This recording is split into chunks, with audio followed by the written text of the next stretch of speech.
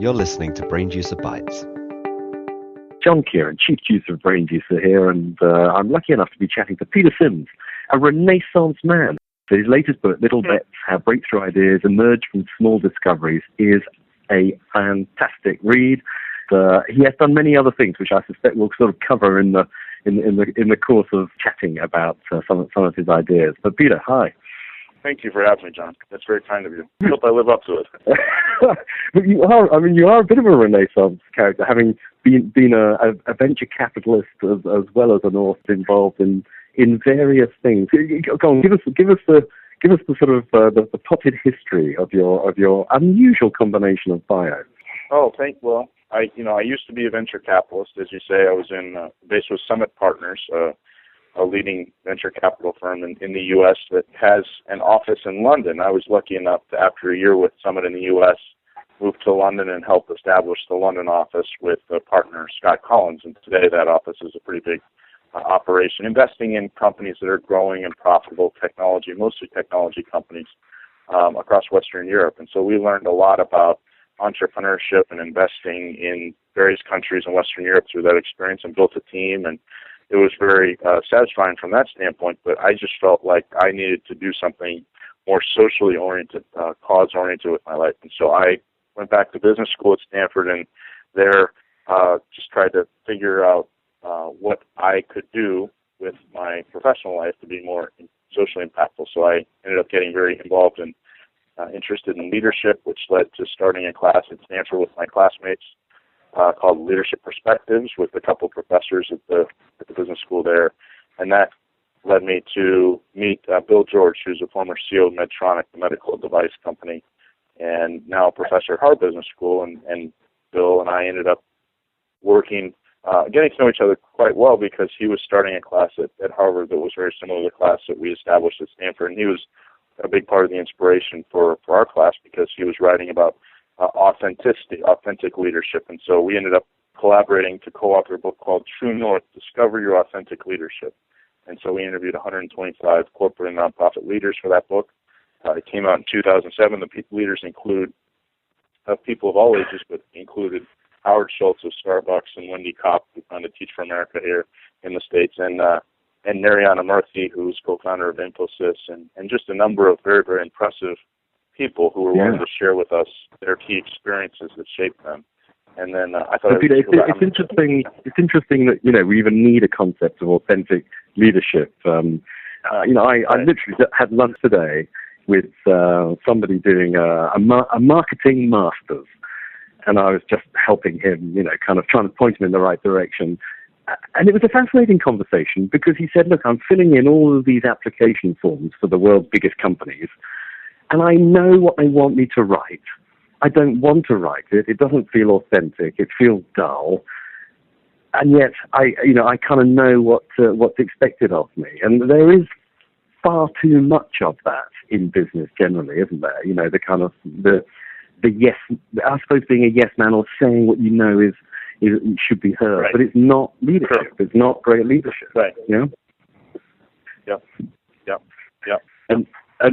And Peter, so after that, I can comment on that. I mean, I think we've lived through an industrial era that has prized an approach to organizational management that's very much about seeing people as inputs to processes, and so people are very specifically functionally defined in their careers, and therefore their value is linked to their ability to be functional experts, as opposed to human beings who have ability to both lead and create and do everything that a human being is capable of doing, aside from just a purely functional identity. And so I think there's a lot of shifts that are going on. I mean, the uncertainty that we see in the world is clearly driving a lot of interest in creativity and innovation, and from when we came out with Authentic Leadership, I mean, that tapped into something very deep here in the U.S. and I think abroad as well, which is this notion that people don't feel like they can be themselves at home and at work. And if that's the case, then they're not going to be as effective as they can be. right? So they're just No, not going to be as it's a terrible thing, isn't it?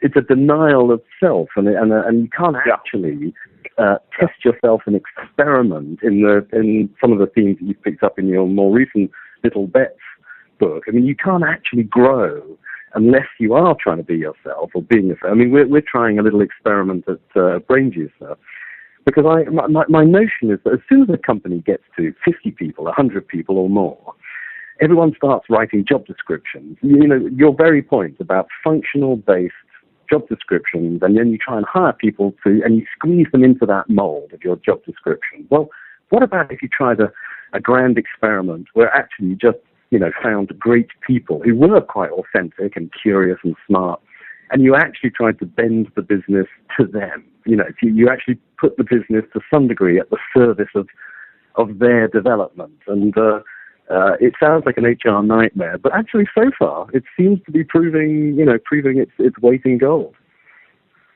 Yeah, exactly. Peter, your latest book, Little Bets. I mean, I have to declare an interest, I think, as to why I enjoyed it so much. I wrote a paper called "The Paradox of Success Is You Need Failure to Achieve It." And it picked up the themes and characters like Edison, who are so well known for being playful and experimental and saying, I never did a day's work in my life. It was all fun, and I think one of his things was the only way to keep ahead is to experiment. When there's no experimenting, there's no progress. Stop experimenting and you go backwards. And Tell us a little bit more about your Little Bets, because we work with so many large corporations who only want big ideas. They all talk about big ideas.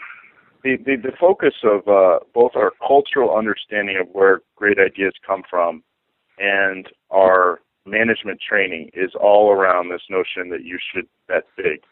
And the reality is, having spent 2.5 years researching this question, both on the creative side, so when it comes to people who are producing creative work, whether they be comedians like Chris Rock or Pixar filmmakers or artists or composers or what have you. And I work with a research team at Stanford. We did a tremendous amount of research to understand how people actually worked in their individual creative process. Or if you look at the research on innovation, about how organizations are able to create new ideas and successful new big initiatives, the reality is that big ideas and big bets actually don't work in all but very few cases.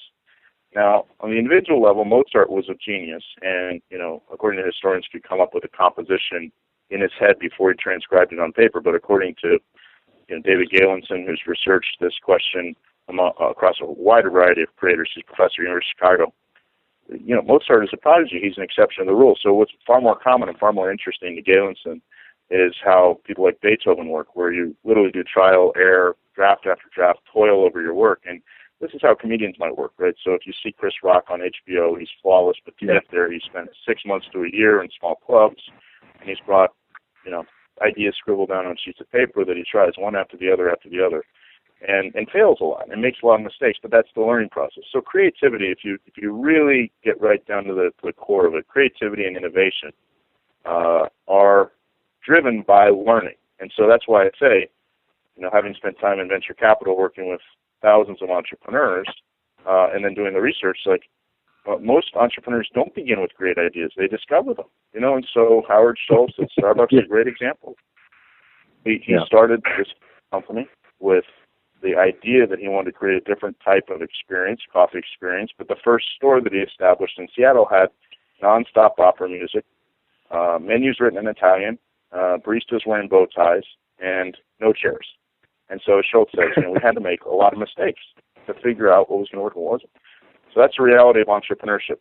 Entrepreneurs view learning the way most people look at failure. And I love the evolutionary the secret of evolution is it's not the smartest, the strongest, or the fastest that survive. It's the most adaptable. And it's that sort of creativity that you talk about in the book and the entrepreneurs. And a similar coffee shop story from the UK. One of the successes here in London, Cafe Nero. Sure. I know Cafe Nero. And they copied the idea, obviously, from New York kind of coffee shops. And the first ones were prime location, beautiful, gleaming kind of coffee shops. Absolute disaster. Until they went out on the last weekend, with running out of money, and decided to basically paint the walls with, to be generous, a rich brown. To be slightly harsher, a shit brown. And somehow it made it more approachable. And suddenly, that's interesting. People actually started coming in, and and all of those sort of stories. I love those stories of the real stories of how things actually happened, rather than a sort of a Disney version, which too often is people pretend it was right first time, which it very, very rarely is. Right, exactly. And by the way, Peter, your Mozart example. I read a wonderful paper where they studied prodigies, Beethoven, Mozart, etc., and the same with artists. And even with the people that we regard as geniuses, they found that about half of their work, of their total output, was really not very good. So the stuff that we remember, the stuff that we listen to or we look at, is actually still only half. And these people were prodigies. So as you say, for the rest of us, the majority of what we do is not actually going to work. Right. Well, I really appreciate you sharing those examples, and I think that what we're dealing with as a challenge is the fact that for probably 500-600 years, there's been a cultural norm that suggests that ideas should be perfected before they're shown in public. And so, for example, I think it all came out of the Enlightenment, where Michelangelo would paint the Sistine Chapel, and even though he had lots of people working with him and lots of sketches that he used, he destroyed the sketches, and nobody really talked about his assistants. So it's like you kind of have this whole view of creativity that has really shackled humanity for a long time, and I don't know exactly where that came from, but we have a lot of work to do to reverse that perception. And well, I mean, we work in market research, and I'm sorry to say that too much of market research is bought within that Renaissance view of perfection, trying to find the perfect low-risk launch that's guaranteed to succeed. And I'm afraid anything of real significance just rarely works like that. I mean, was it James Dyson's first successful vacuum cleaner, his cyclone vacuum cleaner, was model number 5,127. I mean, that's a lot of failure. Yeah. Well, he's a great example. And, he's one of the interesting thing is culturally, there are a lot of cultural dynamics to this question, as obviously, as you know full well. But, I spent time, having spent time both in the U.S. with entrepreneurs and then obviously throughout Western Europe, and spent time also in South America and Asia.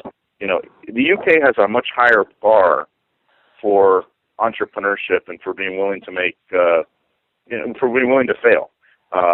And I don't know exactly why that is, what the roots of it are, but I just know that Dyson is such an exception, and he's such a great example to be trumpeting in the UK. But I always thought that UK entrepreneurship was like, okay, we're going to go buy a company, and that's entrepreneurship.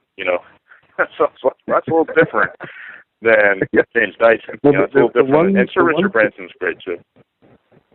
Yeah, and the one theory that I heard, which I really liked, so it stuck with me, is there is something about island mentality, island cultures, which makes them more innovative than large mainland kind of equivalents. I think if you do an index of the patents per head, basically Japan, UK, and Israel, which I know isn't literally an island, but is pretty isolated. Yeah. Oh, that's interesting. And there is something about being cut off, I think, that I think encourages people to sort of perhaps be a little bit different, rather than just copying each other. Wow, that's a fascinating. Yeah, I agree. I mean, Israel is a shining example of a country that it's very comfortable with little bets. It's just a part and parcel of their culture. I mean, and there are a variety of factors, I guess, that would make it beyond just being an island. I mean, it's just like literally fearing for their safety all the time and having to be, for example, counterinsurgency warfare, which I read about in Little Bets, is it's kind of a big part of the Israeli army culture. And so people go through the army training and they learn how to build this counterinsurgency approach and think in a very iterative, creative way, different methods than conventional training. And then they go back into the business world and they use that in their entrepreneurship. And I think it shows also in Israel, everyone wants to be their own boss. No one wants to work for anyone else. I think that helps with the entrepreneurial culture. Exactly. That's huge. I mean, virtually every entrepreneur, every startup entrepreneur I've ever known wants to be their own boss. So there is that personality element to it. But my argument in Little Bets is that you can teach and learn these methods for entrepreneurship, or really for discovery, which is what Little Bets is about. So that ranges from knowing, and really you draw a lot of insight from the movement that is design thinking, which is what Steve Jobs pioneered through Apple, right? The set of methods, whether it's using low resolution, cheap prototypes to develop ideas early before you go too far down one path.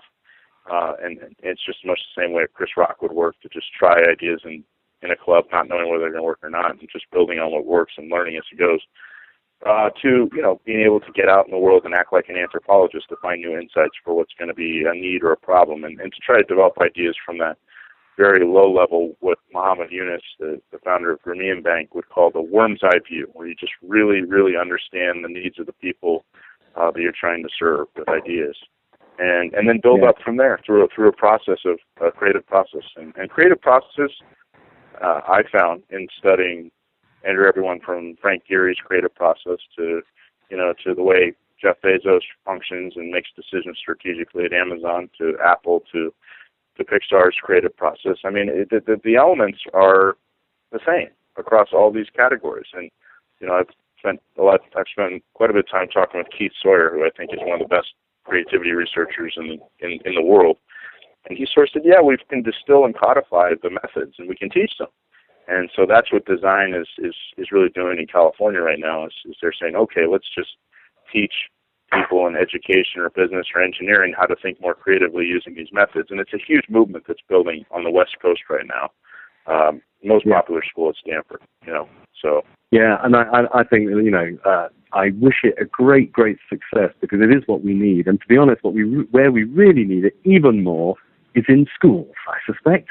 Can we please have this sort of education? As you say, Israel does it in the army, but I wish, the school system, frankly, around the world would actually try and embed this sort of thinking, because it's what business needs, it's what the world needs, when kids leave school. But that will have to be a conversation for another time. Peter, thank you so much for chatting to us. Thank you so much. I really enjoyed it. Thanks for listening to Brain Juicer Bites. For more about Brain Juicer, visit our website, brainjuicer.com.